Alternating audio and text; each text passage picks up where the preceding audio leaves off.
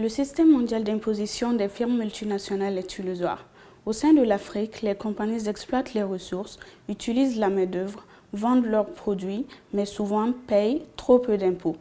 Notre nouvel indice de paradis fiscal des sociétés a permis d'identifier dans le monde les paradis fiscaux les plus nuisibles en termes d'évitement fiscal.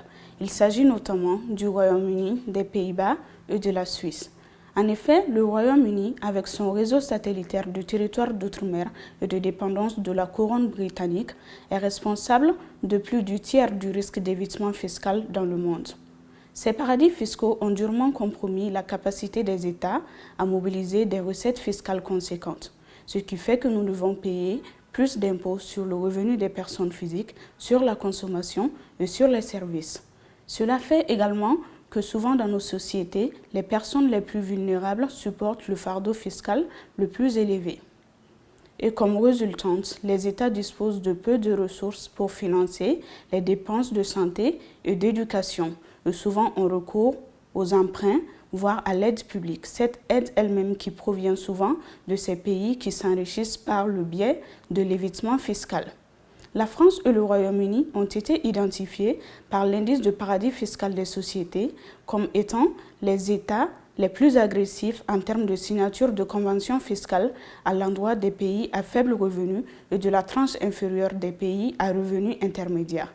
En effet, la France dispose des taux de retenue à la source les plus faibles de la part de deux États de la zone franc, notamment le Niger et le Togo. S'agissant de l'Afrique elle-même, nous ne saurions occulter la concurrence fiscale, voire la course vers le bas que les États mènent entre eux en termes de taux d'imposition.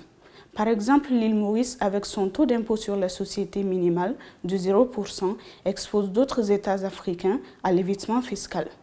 En effet, la convention fiscale signée entre le Sénégal et l'île Maurice est l'une des plus agressives, avec des taux de retenue à la source sur les paiements de dividendes, d'intérêts et de redevances de 0%.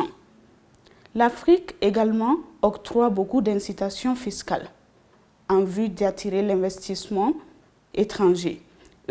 Ces incitations fiscales qui se présentent en général sous forme d'exonérations sectorielles, qui souvent sont discrétionnaires, sous forme de congés fiscaux. Contrairement à l'opinion populaire, ces exonérations basées sur le profit, qui sont très coûteuses, ne parviennent pas à générer l'investissement additionnel escompté.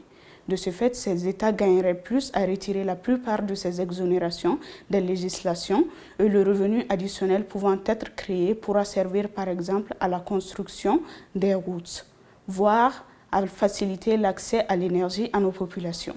Vous pouvez consulter les résultats obtenus pour l'indice de paradis fiscal pour votre État pour voir dans quelle mesure les recettes et ressources de votre pays peuvent être exposées à l'évitement fiscal.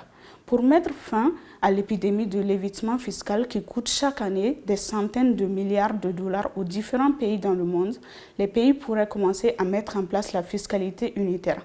Ainsi, les revenus pourront être imposés là où ils sont créés et non en fonction du lieu où ils sont dissimulés.